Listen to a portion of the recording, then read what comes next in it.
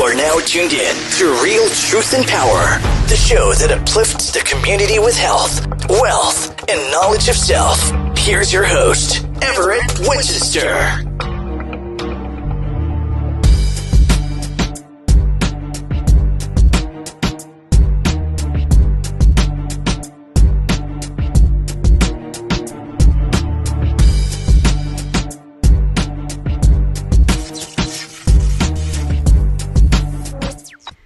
Peace and blessings, family. My name is Everett Winchester. You come in, hit that subscribe button so you can get all this powerful information.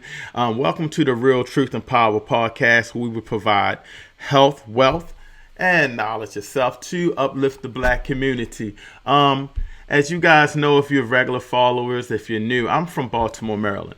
And today we're going to talk about this Maryland Edict, this kind of law that pretty much created slavery, created Jim Crow, and probably created the conditions that Black people are in now. Yes, Maryland was a piece of shit. I said it back in the day. We're going to get into it right after this.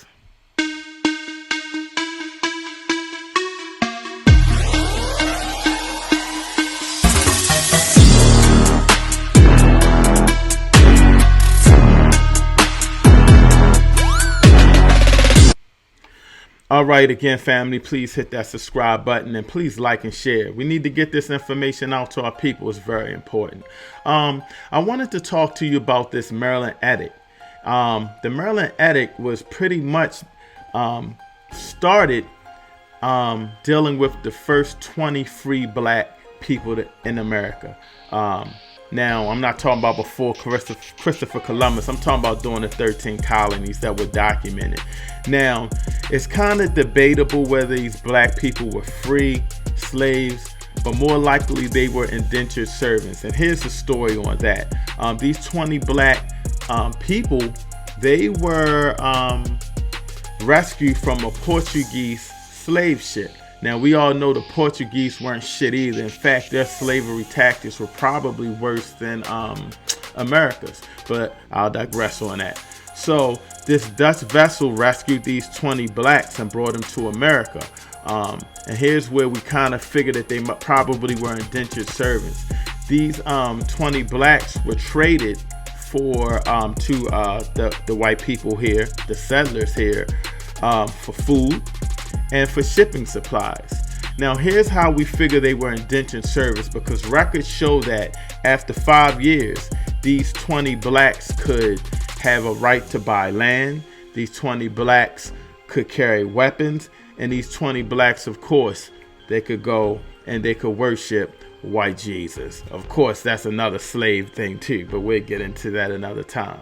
So this Maryland Edict said that these 20 Blacks, you know, they won't be able to enjoy the fruits and labor and wealth of America. So pretty much after they were free from work, as indentured servants are, after a certain amount of time you can be free, they weren't able to be they weren't able to capitalize on the fruits of labor of America. So this is probably why, you know, we assume they started as indentured servants and then they later became slaves. Now, this was the indentured servant thing, you know, being free, being able to buy land and carry weapons. This was about, you know, around the 1630s. And then the white settlers had an issue, you know, because the Europeans knew that these white settlers were struggling with their work. They had all this land. They had these big land, but they couldn't plant. They didn't have the workforce.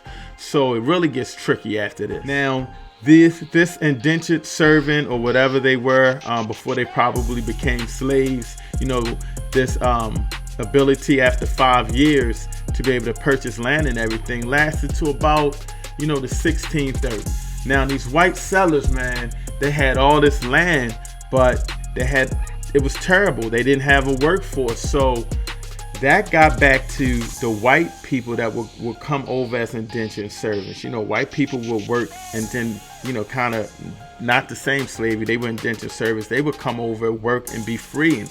have money and stuff like that. But these white people were like, I'm not coming over there to work. I'm hearing that these work conditions in these colonies are awful. Now, this Maryland Public Edict went to another level. Because in about 1965, instead of them being able to, purchase land and everything after 5 years, Maryland passed a law saying that they could enslave blacks. In fact, all the colonies said about 1965 that, it would be okay to enslave black people. The Maryland Public Edict expanded. So it started to say that blacks shall be available. Blacks should be uncompensated, meaning they wouldn't get paid. They'd be non-competitive, which means they couldn't compete with white people for anything. They would be well-disciplined. You hear this shit? And the act said they would be a permanent workforce. Permanent workforce is slavery. So that means after the 5 years, they couldn't, buy houses and buy land and carry weapons and go to church. They would be permanent slaves. Now, the reason that this act, changed was because, white people would be able to have farming.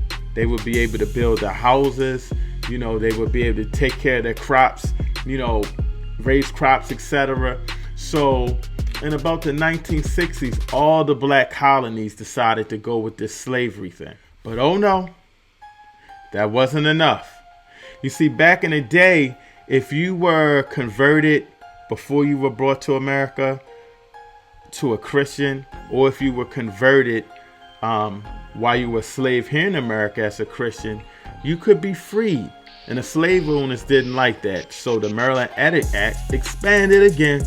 So in 1961, the Maryland Edict Act said that all these religious organizations that converted blacks to Christianity before or after they arrived in America, they weren't entitled to convert these slaves to be free. And this made the slave owners happy. You got to think about it, because this changed.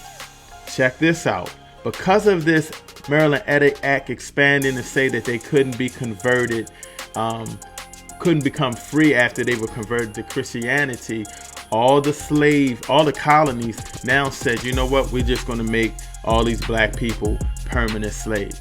Now, I want to be really specific about how crucial this Maryland Edict was, because it didn't just entitle that the black people would be slaves. It said the offspring as well.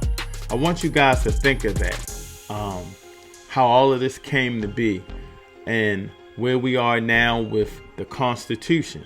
While we're sitting up here and we are marching and saying that these rights are not being applied to black people, we have to understand that these laws were not for black people. It's just that simple. When America was founded, it wasn't founded for black people. And pretty much the Constitution is written that way. These founding fathers were very clever, because I don't think you really hear a mention of slavery, but these acts and things of that nature was some of the reasons why the Constitution screws black people over. So, Maryland was a major force. The capital, Annapolis, was a major slave trading post. And just a little history how Maryland is just such a damn messed up state, and how a lot of these counties in Maryland still have a lot of racism today. So, man, I'm out of here. I hope this information helps you understand how this Constitution and how Jim Crow and slavery really started from this damn Maryland Public Edict. I'm out of here, man. Real truth and power. Learn yourself. Learn your history so we can be free. Real truth and power, health, wealth, knowledge of self, uplifting the community. Let's talk about it.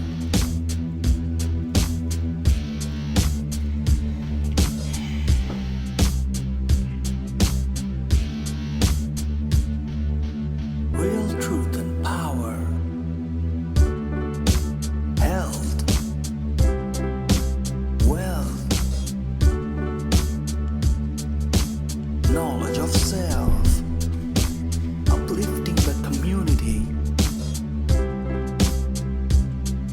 Let's talk about it.